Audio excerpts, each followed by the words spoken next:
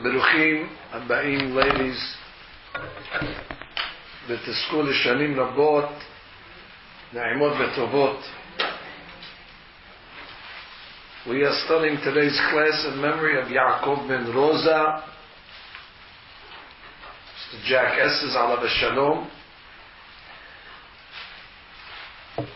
La'ilun Nishmat Shlomo ben Esther, Mr. Sal Towel, alav shalom, and Adina Zakiya bat Esther, Mrs. Jackie Esses, alav shalom. Ruach Hashem tenihem began Eden, uti nishmatam tzururot b'sorah hayim, amen. The family very generously has donated a small seudah with berachot.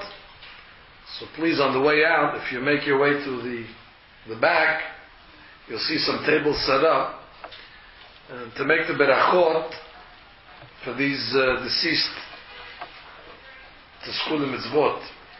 Today's shiur is being studied Refuat Shlema Aharon ben Esther and Lydia bat Elvira.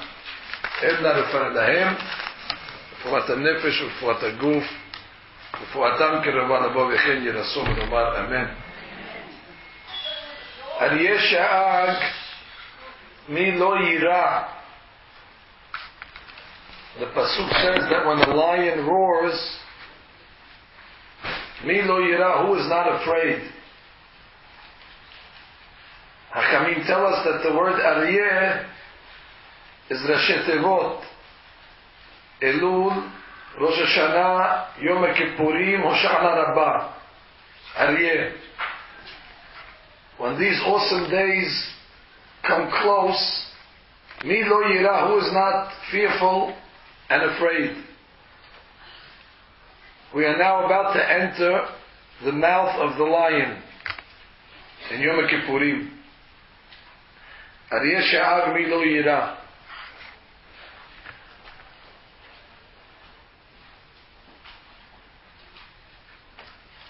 The holiday begins with the most solemn moment, the Nidre. Everybody makes it their business to be in the synagogue for Nidre.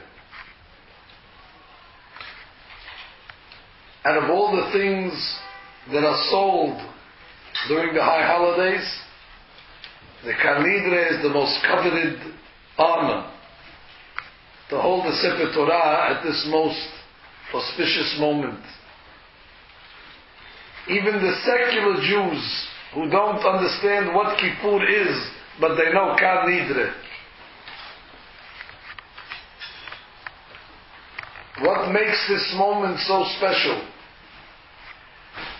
After all, what it is asking God for forgiveness. It's a confession. If maybe we swore on God's name, if we swore falsely. Nidre, Ushevu'e, Beniduye, these are all forms of swears. So if somebody made a Shivu'at sheker, he asks for forgiveness at that moment. But what makes it so solemn and so serious? Just because we're asking God forgiveness for a Shivu'at? Why is this the opening of the Yom Kippur service? There's 613 mitzvot that we have to ask God forgiveness for. This is just one of many. What makes this moment so special? And even the tune of the Nidre is a very morbid tune.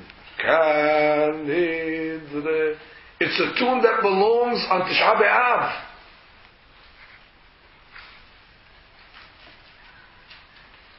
Now don't get me wrong. Swearing falsely is a big sin. The Gemara says when God gave the commandment not to swear falsely, the whole world shook. And all sins God forgives easily. But when it comes to the sin of swearing falsely, it says, Ki lo yinakeh. God will not exonerate et asher yisa et shemo lashav, to those that say His name in vain. So I'm not underestimating the sin of swearing falsely. But why does that become the holiest moment of the year? When we confess for Nidre and Shavu'eh and Kunnameh and Kunnaheh and Kunnaseh, which are all different variations of swearings. If this was a history class, I would give you a historical perspective of the Kal Nidre. The Jews in Spain lived under great persecution, and many of them were forced to accept upon themselves a vow to Christianity. Many of the Jews at that time did not make that vow, and they gave their lives for God. They had the courage to die al Kiddush Hashem instead of accepting Christianity upon themselves. But there were many Jews that did not have the bravery or the courage to die, so they accepted this vow upon themselves. These Jews opted to join Christianity instead of being persecuted by the Inquisition. They later became known as the Marranos. Jews that acted like Goyim on the outside, like good Christians, but on the inside they acted very Jewish. They had to hide their Judaism. And once a year the Marranos would get together in their basements, clandestinely in hiding, to pray the service of Yom Kippur. And at that moment, they asked God for forgiveness for the vow that they made towards Christianity. It was a very solemn moment for them, because now they're going to enter the holiest day of the year, and they felt guilty. How did they accept upon themselves this vow? But it was under duress, it was under stress, it was under circumstances. So therefore, they would sing the song in a very morbid tune. This is the way the Kal Nidre was done in Spain 500-600 years ago. Now we understand why it was so solemn. That was the moment they were asking God to be absolved for their vow to Christianity. But that doesn't help us. None of us have taken such vows. None of us even swear. We were taught from a young age, you don't swear. Even Jews, when they're in a court of law, they can only affirm or attest. But we don't swear, and certainly not on God's name. We don't promise. So for us, what's the significance that we're coming to ask God, forgive us for the swears that we made? We made no swears. You think about it, from last Kippur to this Kippur, nobody swore on anything, to anyone, on anything. And this is the item that we begin with. I would have chosen Shemirat Shabbat. Certainly our Shabbat needs enhancing, our kashrut, our family purity, our modesty. These are mitzvot that need working on. But Shivu'ah, swearing,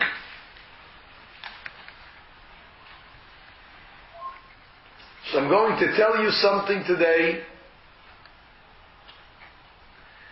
that you don't know about yourselves. It's an amazing thing. However old you are, however young you are, unless you come to class, you don't know who you are, and you don't know about yourselves. I'm going to reveal something. It's a big revelation. The Gemara in Nidre on Daf Lamed tells us about life in the womb, when you were in your mother's womb. The Gemara first tells us, V'ner daluk lo al rosho. In the mother's womb, the child has a light on top of his or her head. Umabit misof ha'olam v'ad sofo. And the child has tremendous vision with this light. It can see from one end of the world to the other. The Gemara quotes a pasuk in Iyov, Behilo nero ale immo, wa ale roshi. Behilo, it calls the light Behilo. That's maybe why the Goyim refer to the light as a halo, Behilo. Maybe you heard once that they say a lady that's expecting has a certain glow. This glow is from this light that the Gemara is talking about, that's inside of her. The lady radiates when she's expecting. And then the Gemara says, when the baby is about to come out into this world,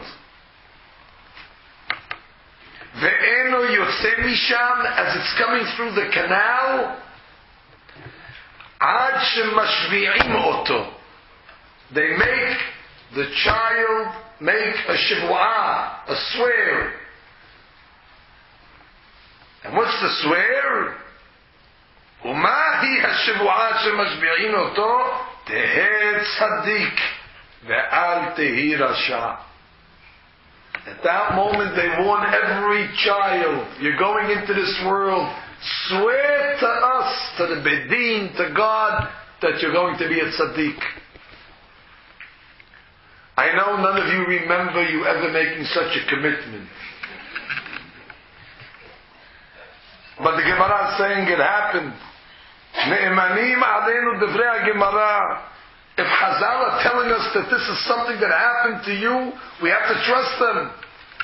You gave God your word in the Shivua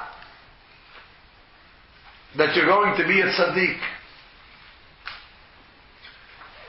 And you're not going to be a rasha. And then God says, Ve'eve yodeya, what the angel says, Shakadosh Baruch Hu tahor, your God is pure. Umsharetav tohari tehorim, and all his agents are pure.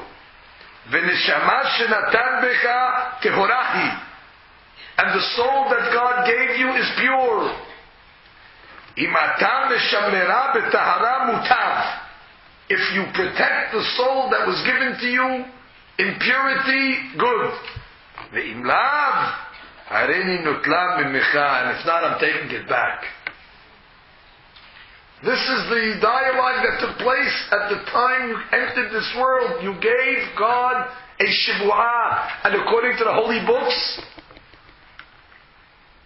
which I'm sure you don't remember either, they brought down a Sefer Torah, and you held the Sefer Torah, and you swore on the Sefer Torah that you're going to be a tzaddik or a tzaddiket.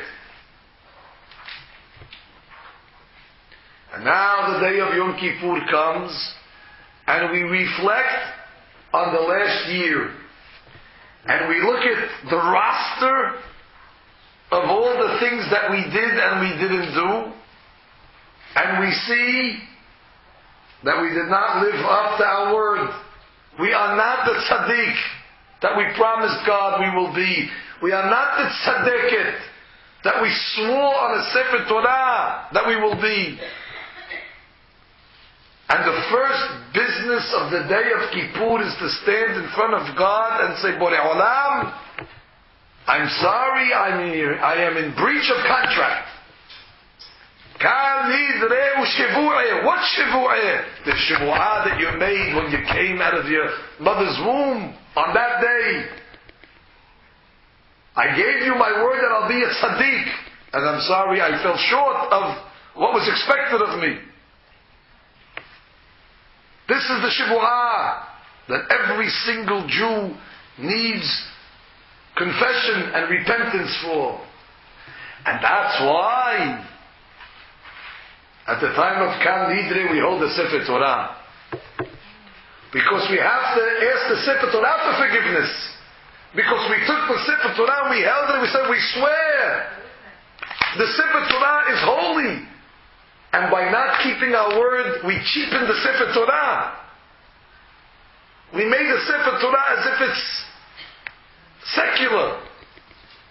And therefore we have to ask forgiveness on the Sefer Torah. So at that moment we again go back to the womb and we hold on to the Sefer Torah. And the Zohar Kadosh says everybody should kiss the Sefer Torah and hug it at the time of Kan Nidre. And the woman from the ladies section also, you can blow kisses to the Sefer Torah. Because you're asking forgiveness. I'm sorry I used you as an instrument to swear falsely. And we take all the Sefarim out of the Hechal. And at that moment, we make another commitment as if we're going to be born again tonight. And we say, this year we're going to be a tzaddik. We're going to be a tzaddikit. And God says, ונצלח לכל עדת בני ישראל ולגר הגר בתוככם כי לכל העם בשגגה. And God says, I forgive you. And we put a reset. We start over again. Imagine that. How many years we've gone to Kan Nidre and we didn't know this? Some of you might say, why didn't they teach this to us in first grade? They should have told us this. Our Yom Kippur would be different. I have no answer for that question. You're lucky at least in whatever grade you're in now, you heard it. You're luckier than most people.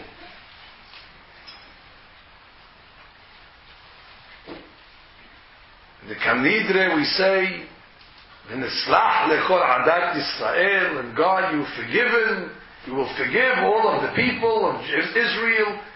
V'lager hagar b'tochechem. You forgive the convert. And I am bothered. What does the convert have to do with Kan Nidre? The one that converted to Judaism, so he's a Jew like the rest of us. V'neslach lechol adat Yisrael, he's part of adat Yisrael. What do you have to single the ger? V'lager hagar b'tochechem. Why does the convert have a special place at the moment of the Kan Nidre? You know what the explanation is? By mentioning the convert, it pacifies us. It gives us a certain peace of mind. Because we all have a problem. How does teshuvah work? How can I do something? It becomes part of history. Maybe there's even a video of it. And all of a sudden I repent and it's considered as if it never happened. Can you erase history? You can regret history. You can feel bad, but can you delete it? That it never happened? How does such a thing work?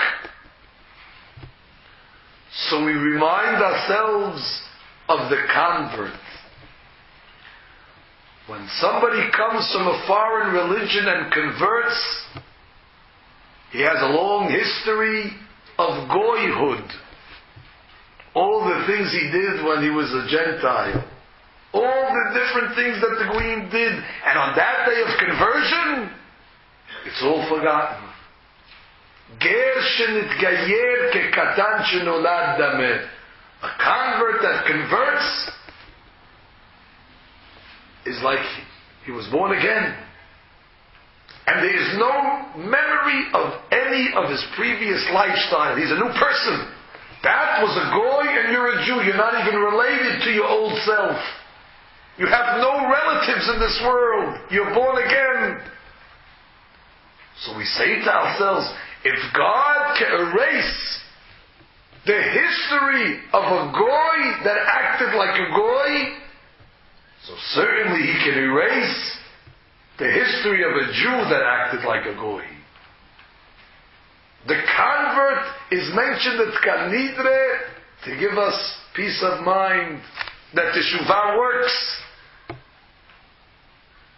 that it's possible to erase the previous deeds that we have committed.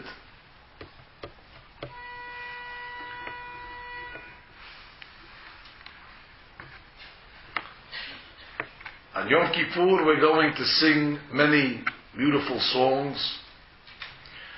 Songs that we look forward to all year long to sing. One of those songs is Adir Venaor. Adir Venaor. It's most people's favorite song of the Yom Kippur. Mi el kamocha. And one of the lines of that song, Go le'amukot.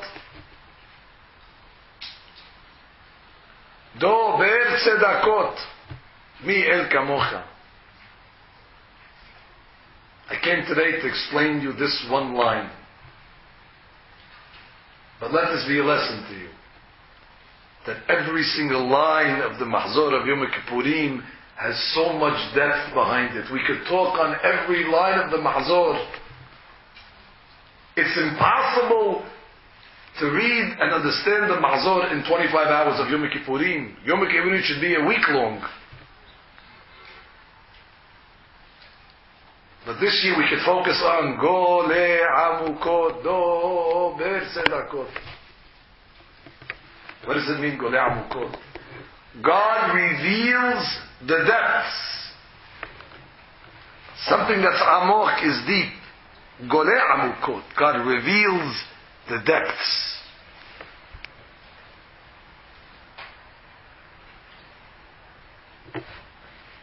We have a saying in the Gemara, Yisrael, afal pi shechata, Yisrael. A Jew, even though he sins, he's still Jewish. You can't renounce your Jewishhood. As the saying goes, a Jew is a Jew is a Jew. Even if you say, I unsubscribed, I'm not part of it anymore, I defected, I'm on a different team, you're still Jewish. You can't, even if you act not Jewish and you'll follow non-Jewish practice, we're sorry to tell you, you're still Jewish. Nothing can cause a Jew to abdicate his Jewishness. Yisrael afal pi shechata, Yisrael hu. You know why? Because even the worst of the Jews, and even those rebels and those renegades, in the depth of their soul, there's a spark of holiness. And that spark can never be extinguished. And even the Jews that we think can never return to God, that spark eventually, if it's cultivated, it can burst into a big flame, and the person can make the teshuvah. Nobody is written off. Nobody is too far where we say there's no point, there's a point of no return. Every Jew is good. The good Jews are good, and even the Jews that are not so good, they're also good. They just don't know how good they are. Every Jew in the depthness of his heart wants to serve God. And every Jew knows that he made this commitment to be a tzaddik. And nobody wants to go back on their word. Every person by nature wants to keep their word. Nobody wants to be a liar. So in the depth of our heart of hearts, every Jew wants to be observant, and every Jew wants to do the right thing. But we have a lot of interference. We have a lot of distractions. We have an evil inclination. The Gemara says that at the time of sin, it's like a temporary insanity. But in truth, everybody wants to be good. There's no such thing as bad Jews. We don't see it. But God is Golei Amukot. On Yom Kippur, when the prosecuting angels come to God and say they're bad, they're no good, look at all the sins they commit, there's no modesty and there's no Shabbat and there's no kashrut, and look what's happening to our people. And the prosecuting angels bring proof. Look at the video, look at this one over here, look at that one over there. And it's incriminating evidence, it's evidence that you cannot deny. But at that moment, Borei Olam is Golei Amukot. He shows and reveals the essence of the Jew, and he shows the angels, don't prosecute against my people, you only see the superficial. But deep, deep, deep down in the recesses of every Jewish soul, there's a spark of goodness. And God is patient. And you just have to tickle that spark, and you just have to hit it at the right spot, and like a pilot light on an oven, boom, it explodes. On Yom Kippur, God is Golei Amukot. God reveals the goodness of all of us.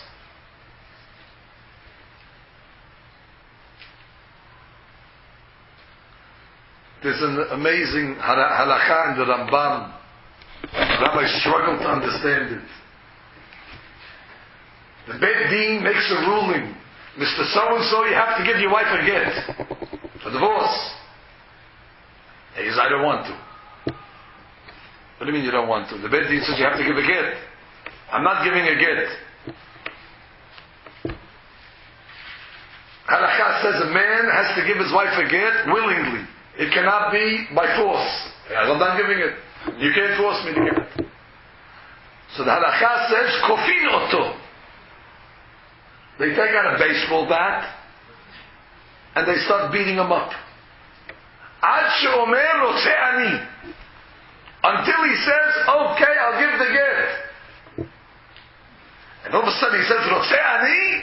The rabbi says, oh, you see, he wants. He wants.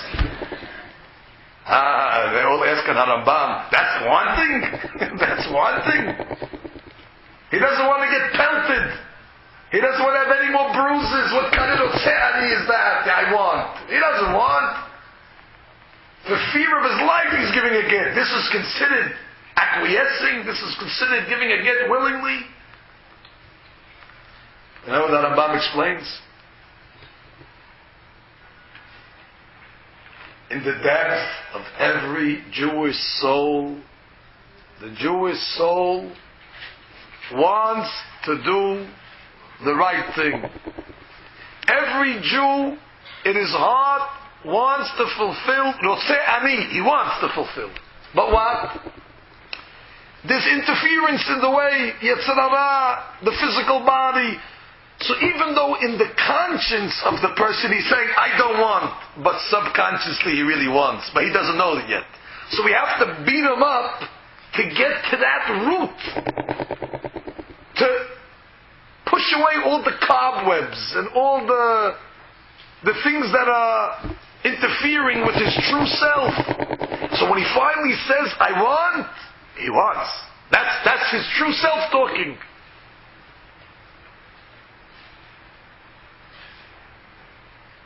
And that's what God says to us on Yom Kippur. Golei Amukot. God says, you're good. Don't say you're bad. You're not bad. I am revealing that spark on Yom Kippur. But there's a price for this. What do I mean to say? You have to be very careful on Yom Kippurim especially not to speak Lashon Hara. Some people on Yom Kippur, they fulfill Ta'anit Dibur. They don't speak the entire day. I don't know if I recommend that for the women that have children, to punish your children, not to talk to them for a full day. If you made sins, what did your poor children do? Why should they be denied a mother on Yom Kippur that's not talking to them? But there's something to think about. People, they don't speak. Why? Because what happens? When we speak Lashon Hara, what are we speaking? We're speaking derogatorily about another Jew. At the same time that God is fighting off the prosecuting angels, and God is telling the angels, my people are good, Golei Amukot, and then He hears us talking bad about another Jew, God says, how can I fight the prosecuting angels by saying you're good if you don't believe that Jews are good? And therefore by speaking Lashon Hara on Kippur, it breaks the judgment for us. On Yom Kippur, if we speak, only have to speak good. Because if we see the bad in people, then how could God be Golei Amukot? How could God reveal the goodness if we don't believe in it? And that's why we say, Golei Amukot, yes, but it's conditional, Dover Tzedakot. We have to speak Tzedakot, we have to speak good about Jews. If we're Dober Tzedakot, then God is Golei Amukot. If we see the good in others, then Borei Olam will see the good in us, and He fights off the Malachim. But I'll tell you even more.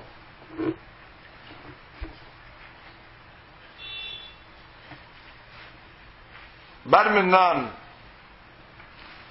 when the angel of prosecution comes in front of God on Yom Kippur, and he says the Jew is bad, you know what God answers him? You're only one witness. In Beit Din you need 2 witnesses. Take a walk.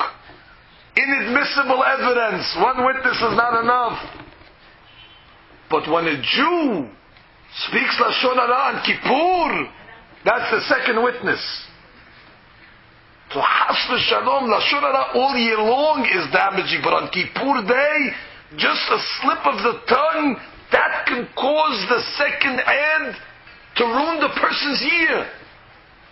The angel says, what do you mean? There's somebody else that agrees with me. The guy over there in the shul was just talking about it. Bring him up. Now you have 2 edim. If you want God to be Golei Amukot, to reveal our goodness, we must be Dober Tzedakot. We must speak only good things about people. This year is an amazing year.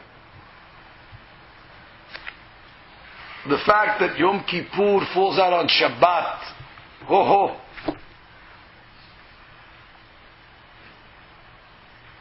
It has to be important. There's no fast that we commemorate on Shabbat. Every fast on Shabbat we push away. Kippur, we say no, Kippur goes on Shabbat. The Gemara says if the Jewish people would keep 2 Shabbatot, Mashiach would come. I know you're saying it never happened. How are we going to keep 2 Shabbatot? How are we going to keep 2 Shabbatot? If we could go 10 minutes in Shemirat Shabbat, you're telling me 2 Shabbatot? So one rabbi explained, you know what 2 Shabbatot means? When the Torah talks about Shabbat, it says, V'shamru b'nei Yisrael Shabbat. When the Torah talks about Kippur, the Torah calls Kippur Shabbat Shabbaton. Shabbat is Shabbat and Kippur is double Shabbat. What the Gemara means, whoever keeps 2 Shabbatot, it means whoever keeps Kippur, which is Shabbat Shabbaton. If we just follow Yom Kippur, Mashiach will come. That means every Yom Kippur is a moment of redemption. It's a moment of Geulah. If we just get through the day, and Baruch Hashem, most people are in Shul on Kippur. We're doing mostly what we're supposed to do. Ilmaleh shamru b'nei Yisrael shnei Shabbatot miyad hem negalim. But now listen to what I'm going to tell you. The Shabbat of Yom Kippur, it comes out, is really 3 Shabbatot. It's the regular Shabbat, plus Shabbat Shabbaton. 3 Shabbats all in one day. You know what this means? I'll explain to you what it means.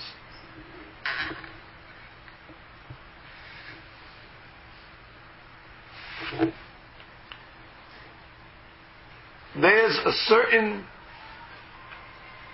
how shall I say it? There's a certain powers of destruction in the world. It's called Haron Af. Haron Af is the anger of God, and when God unleashes upon his anger, that's why we say every night in Arbit, Ve'urahum yikapir avon, ve'lo yashchit, ve'hirba lehashiv apo. Please God, bring back your anger.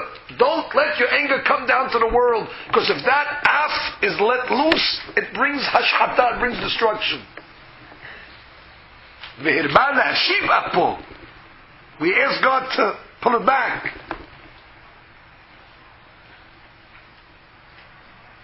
Guess what? Shabbat, the numerical value of Shabbat is 702, for your information. It's important that you know this. In 702, how many times do you have Yud-Ke Vav-Ke, God's name, in 702? God's name is Yud-Ke Vav-Ke is 26. How many 26s do you have in 702? I don't expect you to know this off the bat. Actually, there's 27. 27 times 26 equals 702. This year, Be'ezat Hashem, ladies, maybe you'll bring a calculator to the shiur, in order that you have an easier time to follow these concepts. If I didn't think it was important, I wouldn't waste your time with these things. You understand what that means? Whenever we come to Shabbat, we're entering 27 Yud-Ke Vav-Kes. Imagine I build a house with bricks, and each brick is Yud-Ke Vav-Ke. 1 brick, 2 brick, 3 brick, 4 brick, 7, 27 bricks. When you enter Shabbat, you're entering a house that has 27 Havayas. Did you believe what a Shabbat is? Even if you have 1 Yud-Ke Vav-Ke, but you have 27 of them in Shabbat. But on Yom Kippur, that falls out on Shabbat, it's 3 Shabbats. It's 27 plus 27 plus 27,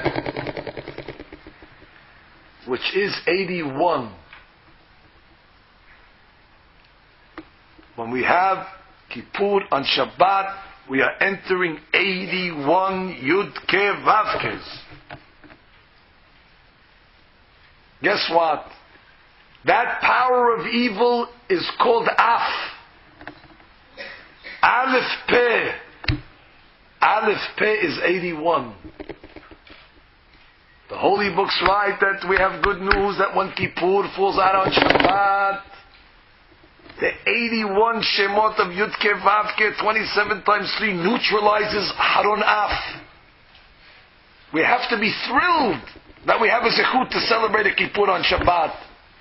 It's such an opportunity that gets rid of the worst wrath of God's judgment. V'hirbal hashib apo. The Af of 81 is neutralized in the Shabbat, the triple Shabbaton.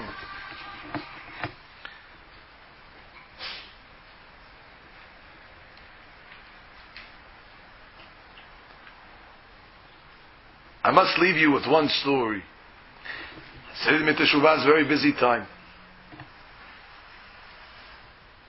Every moment of the Seder Teshuvah is precious. My friends and I used to have a custom. We used to visit one of the big tzaddikim of the generation, Rav Chaim Brim, Zecher Tzaddik Levracha. We used to visit him every year during this time, and he always would tell us the same thing. Boys, 1 second of Aseret Yemei Teshuvah is worth days and weeks of the regular year. What takes a week to do during the regular year, in a second of Aseret Yemei Teshuvah you can accomplish. It's a very big acceleration. You can grow tremendously during these times. So every second is precious.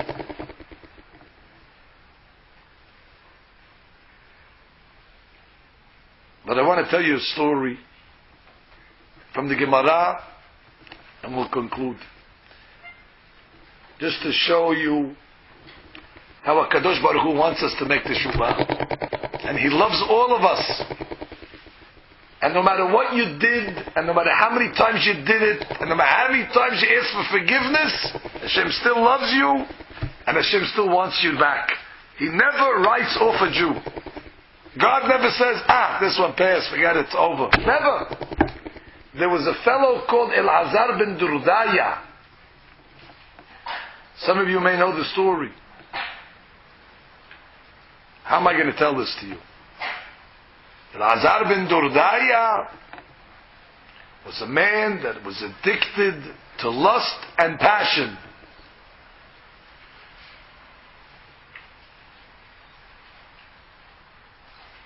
You heard of Tiger Woods? Just to give you an understanding, without having to say too much. Elazar ben Durdaya all day long was going with things that he's not supposed to do. He spent his money and his energy. In our terminology, we would call him a degenerate. He was a lowlife. This is what he does all day long, zonot. A whole life like this. And one time he heard about a certain pleasure that he can only seek on a certain island that's far away. And he traveled 7 seas with a lot of money. And he got to the house of ill repute, and he had an appointment. He's consumed with this avon. He comes into the place, and he puts the money down, and then something very, very odd happens. The words come out of this Zona's mouth. She says, just like the wind is not going to return to its original place, so too Elazar ben Durdaya will never return to God. I don't know what made this Zonah all of a sudden turn into the Rosh Yeshiva. She turned into a Mashgiach of a yeshiva. All of a sudden she's becoming a preacher. She's giving a derash, an ethical teaching. Who asked her to be a philosopher? He didn't come here to hear philosophy, that's for sure not. And all of a sudden she starts philosophizing. The wind will never return. Elazar ben Durdaya will never return. Now I would expect Elazar ben Durdaya to say, listen, I'm not paying you for derashot. I didn't come here for Musar. He doesn't say that. The Gemara says when he heard it entered his heart like the venom of a poisonous snake. It went into his heart, and he said, what? Did you just hear this? I am not going to return. I cannot return. He took his bag of money. He took his bag, got dressed, he walks out, and he starts a process of an amazing road back to Teshuvah. And it was so intense, his remorse and his regret, that he died making Teshuvah. We can understand that. As hard as you're going to bang on your chest, you're still alive. But he made such a Teshuvah that he used his last ounce of energy. He realized his life was a mistake. He realized that he was a lowlife and a degenerate and a pervert. And at that moment, that word of the Zonah went into him.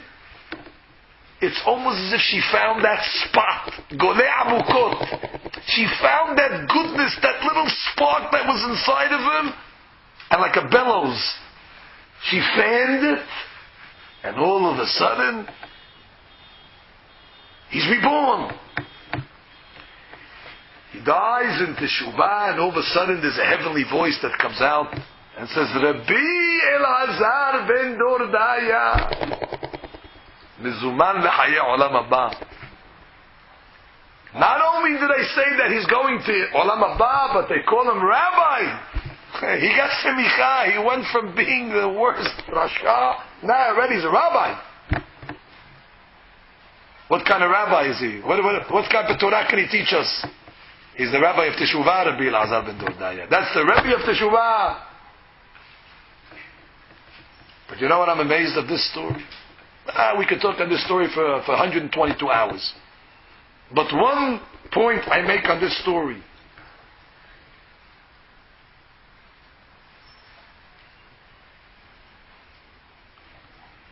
Really, who put those words in the Zona's mouth? What does Zonah say such a thing? It doesn't make any sense she should say such a thing. You know what the explanation is? God put those words in her mouth. Why did he put those words in her mouth? Because Elazar ben Dordaya, as low as he was, God said, I have to bring him back. I don't do anything to bring back even the lowest of my children. And you know what it means? That God had to go into the house of, forgive me, of ill repute. He had to go in there. Because that's the only place that he goes. How am I going to bring him back? Is it kavod for God to go to such a dirty place? Is it kavod for... But a Kadosh Baruch Hu says, I don't care about my kavod, I don't care about my respect. Even if I have to put my holiness into that place to get the zonah to say so, I'll do it. Just to get him back. Now God, Elazar ben Azariah doesn't have to react, but God gave him a chance. And he took the opportunity and he heard the musar.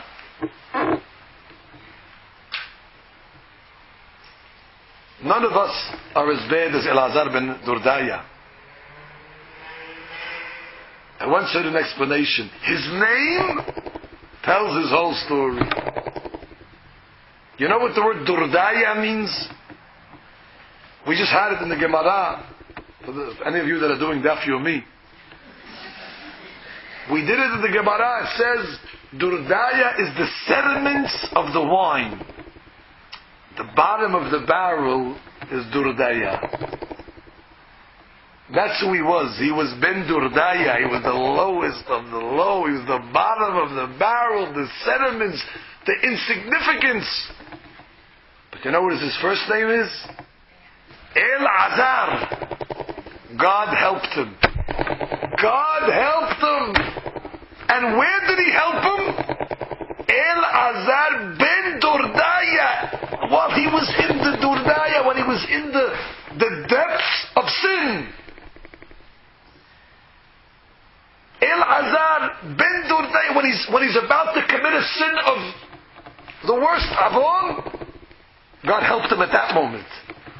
To show you God never writes off any of his children. That's the Golei Amukot. Because God knows every Jew is good. We don't think we're good, but God knows we're really good.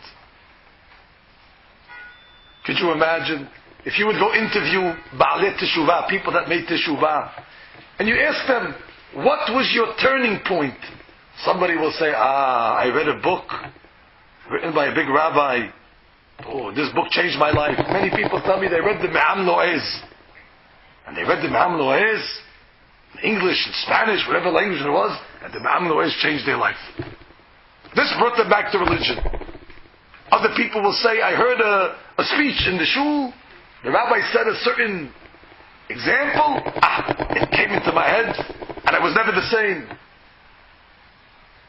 Somebody will say, a friend gave me a CD, and I listened to it, my turning point. And if you go ask Elazar ben Dordaya, what was your turning point? He says, I went to the house of Zonot, and there was a zonah over there, and what a musar she... That's where you got the turning point. You became Ben Dordaya on the bottom of the barrel. Elazar. And God helps us as well. Let us us enter the lion's mouth. We enter the lion's mouth. Let us stand in front of God in Nidre, and let us ask Him for forgiveness for the swear of Tehet Hadik, and then let us recommit ourselves. At the end of Kippur, we're going to tell God, okay, take 2. Karati v'chol lev aneni Adonai chukecha esora. God, I called out to you with all my heart. Aneni Hashem, please answer me. And I'm making a new commitment to you today. Chukecha esora. I will keep your laws. And God says, good.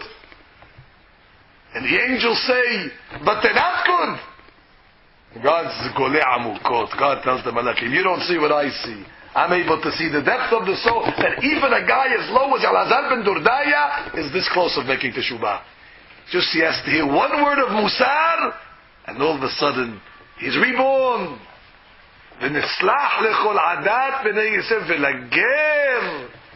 We're reminded that God erases the whole history of a ger. And certainly He erases the history of a Jew that repents. Yom Kippur is a happy day, especially when it comes out on Shabbat Kodesh. We should be excited. God should give us life, that we should enter this day. We should enter it in peace and leave it in peace. I'm not going to wish you an easy fast. I don't know where that phrase came from, an easy fast. The Torah says you have to suffer, and people say easy fast. Now people say meaningful fast, but who said you have to say anything? Who said you have to say anything when it comes to a fast? You just have to fast. You have to wish me anything about a fast. We say, Teshkuleshim Rabot, Teshana Tova. You fast, whether it's meaningful or not meaningful, there's no salutation for that. But I will bid you, Be'ezat Hashem et Teshkuleshim Rabot, and may the seal be in your favor. You should be inscribed. Ladies, you have nothing to worry about. The fact that you attend this class is such a zechut for you. It's such a big zechut. God knows more than all of us what the value of attending this shiur is. And He knows you don't only come during Asir D'Mit Teshuvah. Most of you, if not all of you, are regulars to this shiur. Ashrechen v'ashrei ilkechen. Your zechut is great. And for that, Borei Olam will reward you. You have kept your promise. Kan Nidre is not for you, ladies. You have kept your promise to be tzadeket in your heart tzadkaniyot. But for the few lapses during the year, say Kan Nidre with the kahal, kiss the Sefer Torah, and Be'ezat Hashem ve'erba l'shiva po.